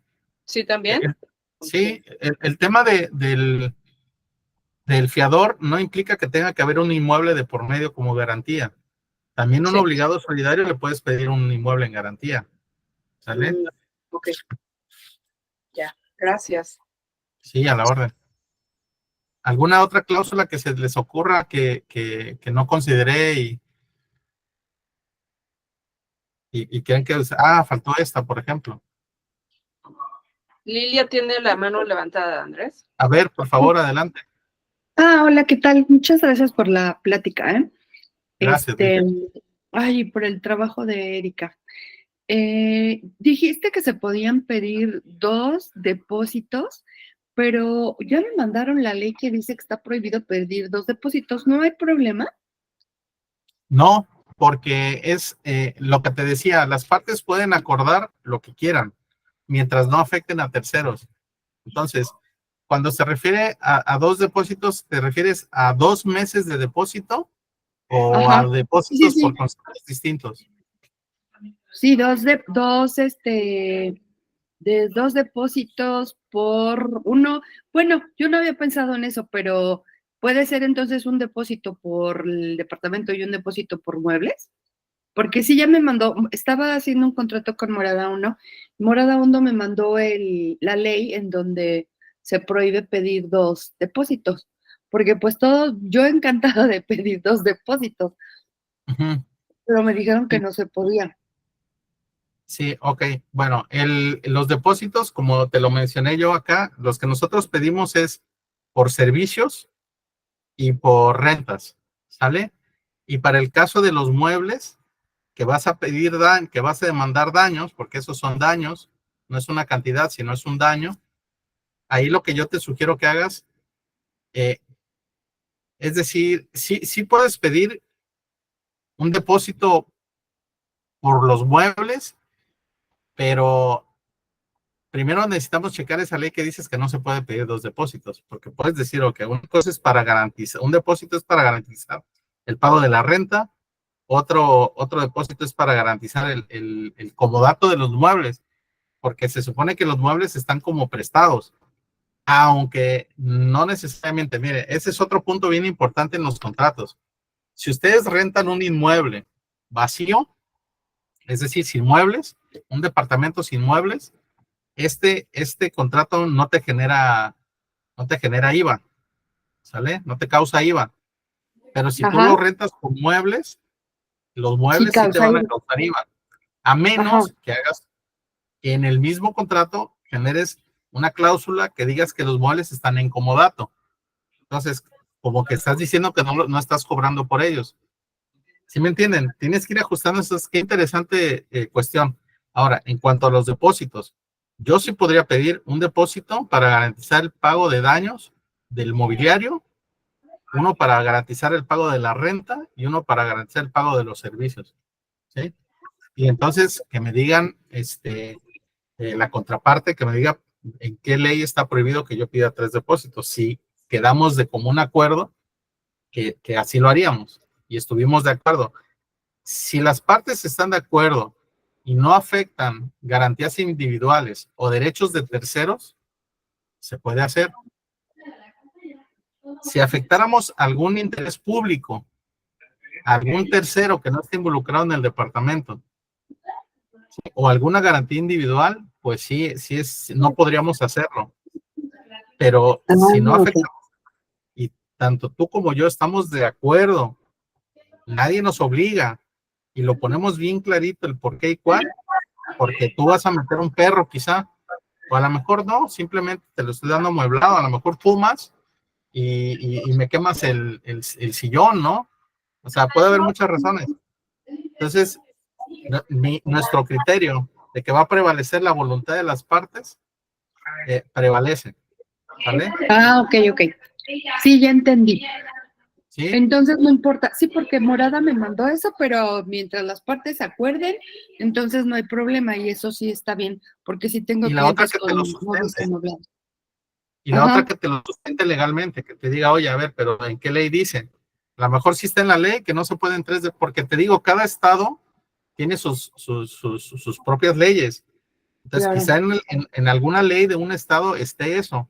Entonces, habría que revisarlo y en su mismo código civil ver si es equiparable al, de la, al federal, ¿sale? Entonces, si no se contrapuntean, pues puedes alegar una cosa con la otra.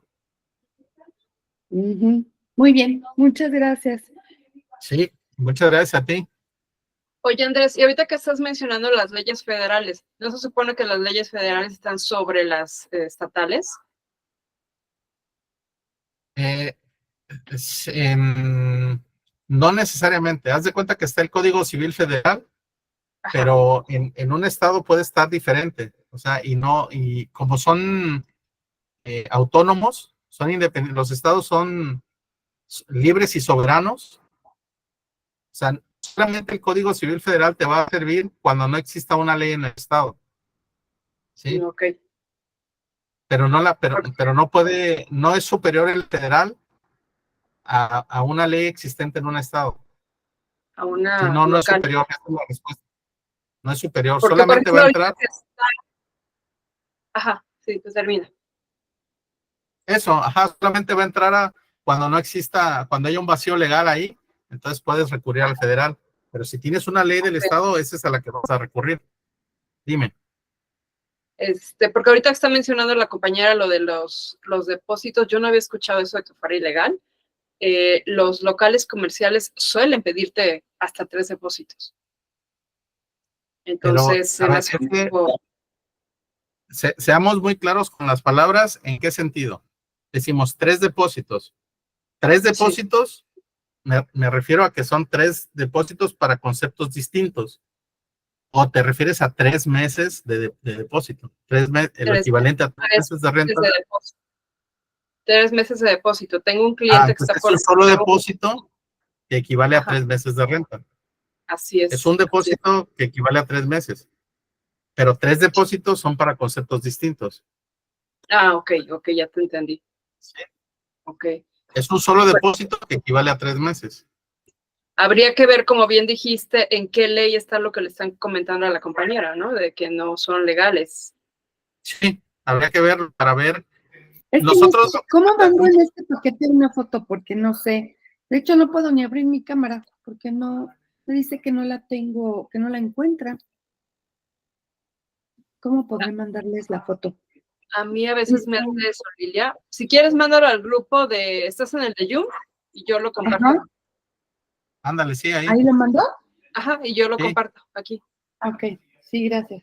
Sí, Y lo que estamos pretendiendo con estas pláticas es ayudarnos entre nosotros los agentes a prevenirnos de algunas cuestiones pues de otras personas que tengan alguna mala intención y no incurrir en cuestiones que nos afecten legalmente. O sea, hacer las cosas bien, pero también cuidarnos entre nosotros.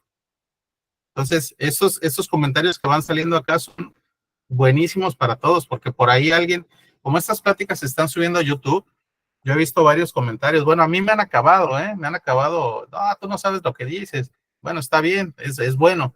Pero digo, pero dime qué es en lo que no estás de acuerdo.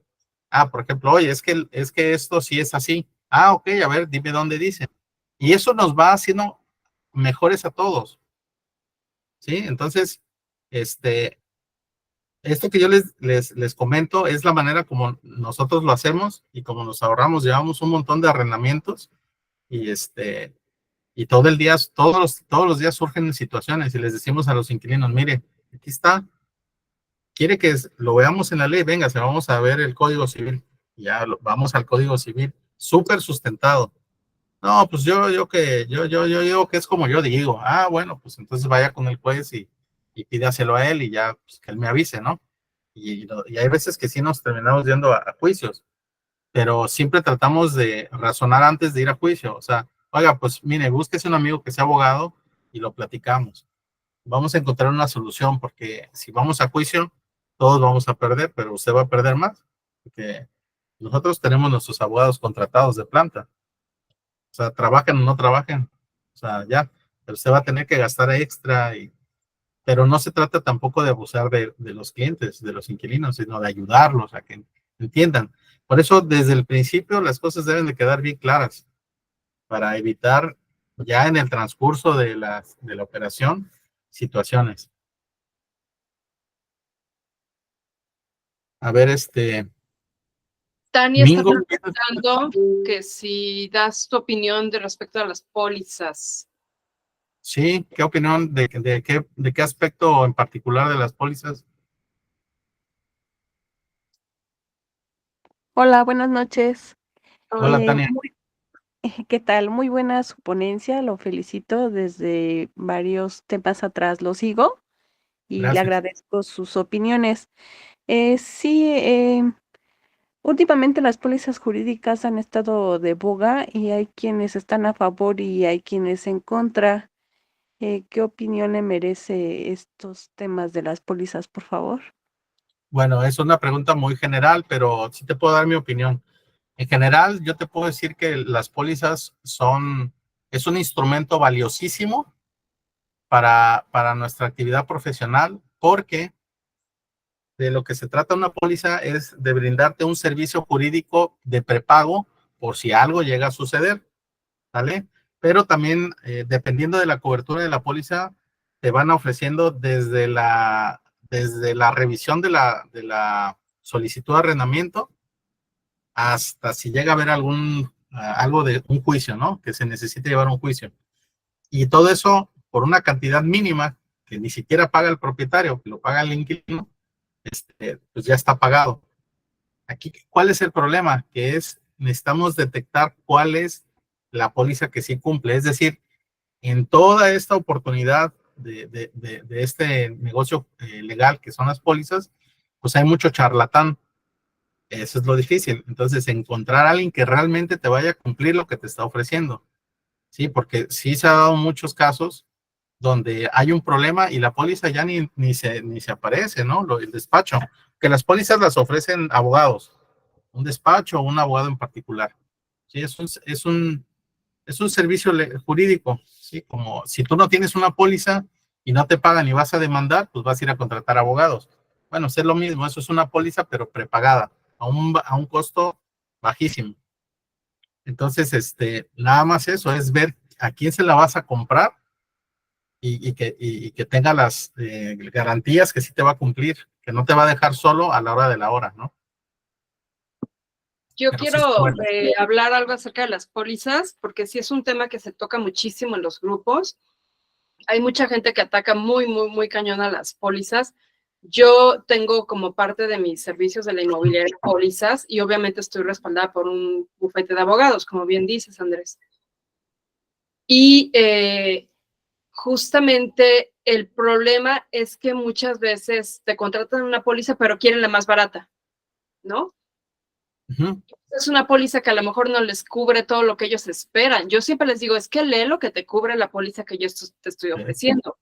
Si tú quieres pagar 3 pesos, pues te voy a dar un servicio muy básico. Sí. Y muchas veces por eso es que de repente dicen, no, es que la póliza no me sirvió. Pues es que ¿cuál contrataste? Claro.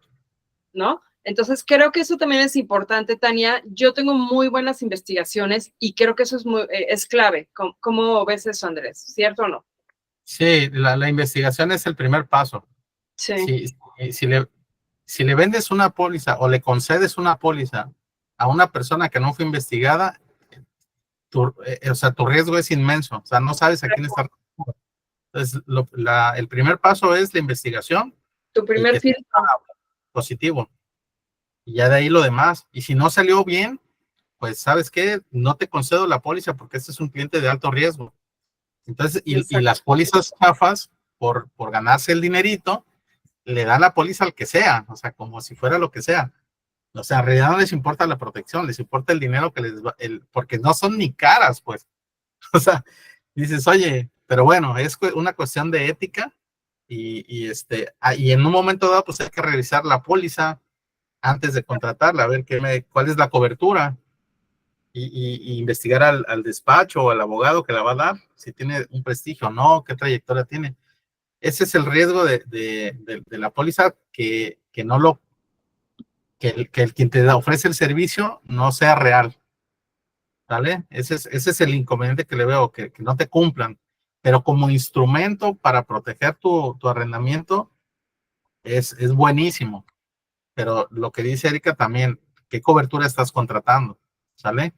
Y son muchas cosas. Debes de saber asesorar bien a tu propietario, porque el que toma la decisión de la póliza no es el inquilino, es el propietario, de exigirla.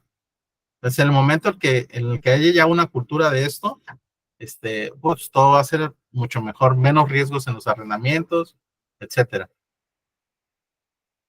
De acuerdo, muchas gracias por sus comentarios. Buenas noches. Gracias a ti. Oye, ¿quién es Mingo? ¿Mingo es un hombre o es una mujer? Carmen Mingo. Ah, ok. Muy bien. Yo creo que ahorita está ella, porque a veces entra ella y a veces entra Lidia, pero por la hora pienso que es Carmen. Ah, Hola, muy bien. buenas noches, soy Carmen Mingo. Carmen. Hola. Agradezco mucho tu conferencia, muy interesante. Tocaste puntos muy importantes que a veces a los inmobiliarios se nos pasan. Yo ya tengo muchos años en el negocio inmobiliario y mi experiencia en las rentas ha sido buena con las pólizas jurídicas. Pero bien, como dice Erika, es muy importante mencionar qué cobertura desde un principio vas a contratar para en base a ello pues puedan responder los abogados. Y sí, todos los puntos que tocaste son importantísimos y lo mismo como comentabas, ¿no? De mucho tiene que ver el lugar donde tienes el inmueble y tienes que basarte en las leyes de esa jurisdicción. Así es. Así es. Y entonces, pues muchas gracias por habernos dado esta plática tan interesante. Y y bueno, no sé, ¿tú brindas esos servicios jurídicos? Sí, elaboramos contratos, todos los tipos de contratos inmobiliarios, los hacemos. De una vez, pues ya voy a aventar el comercial porque lo estás preguntando. Sí. Normalmente los contratos a los particulares, a los que no son agentes inmobiliarios, pues hay contratos de hasta 20, 50 mil pesos, carísimos. Pero en los contratos de arrendamiento básicos, yo los estoy cobrando en 3,000 pesos, son muy bajos. Pero para las personas que están en YUM, les hacemos el 50%. Y créanme que no solamente es te hago tu contrato y te lo entrego, sino te lo explico de inicio a fin y es como si estuvieras recibiendo una capacitación personalizada. ¿Y tú Entonces, haces investigación del inquilino? no, solamente los Únicamente el contratos. contrato. Esas las hago yo, Carmen. Ah, ok. ¿Y dónde Sí. checas tú? ¿En el Buró de Incidencias Legales? ¿En Ajá, el Buró de Crédito también? en listas negras del SAT, en Interpol. Si quieres buró de crédito también, buró de crédito y referencias personales, que los documentos sean, ¿cómo se llaman? No sean falsificados. Todo eso se investiga. Ah, ok. Ujú. Muy bien. Sí. Y si, por ejemplo, alguien te dice, no quiero la póliza, pero sí quiero la investigación y el contrato, Sí, ¿también lo haces, Erika? sí, también hago investigaciones, aunque no contraten la póliza. Ah, ok. Sí, Bueno, muy bien. ¿vale? Lo consideraremos. Muy bien, Carmen. Muchas gracias. Y falta Marta. ¿O ya platicó Marta? A ver, Marta. No, ¿Marta? no, buenas noches. Adelante, Marta. Bueno, en este caso, yo tengo experiencia trabajando con póliza. Realmente en estos años llevo ejerciendo esta actividad profesional, pues es lo que me ha dejado dormir tranquila, ¿no? Porque definitivamente la investigación te ayuda muchísimo a saber si es un prospecto inquilino que va a cumplir o que nos va a dar problemas. Entonces, yo sí estoy a favor de la póliza con una investigación más exhaustiva. Así es. Sí, totalmente de acuerdo. Gracias, Marta. Y muchas gracias por la exposición. Gracias a ustedes. Erika, pues si ya no hay más preguntas, yo creo que ya damos por terminado el evento. Claro, sí, sí, sí. ¿Sí? ¿Ya nadie quiere comentar algo más o preguntar nada más? ¿Todo quedó claro? Todo quedó bien. Sí, todo claro, gracias. Muy bien, muchas gracias. Pues Andrés, como siempre, te agradezco muchísimo tu tiempo, tu exposición, que tus exposiciones siempre son muy claras, muy puntuales. Y bueno, a todos los que estuvieron el día de hoy aquí acompañándonos también. Gracias por el tiempo, por estar aquí. Y bueno, pues Muchas estamos gracias. en contacto, que tengan buena noche Pronto. todos. Nos vemos en la Bye. próxima. Sí, muchas gracias. Buenas noches. Gracias a todos. Hasta luego. Bye. Hasta luego. Buenas noches. Luego. Bye.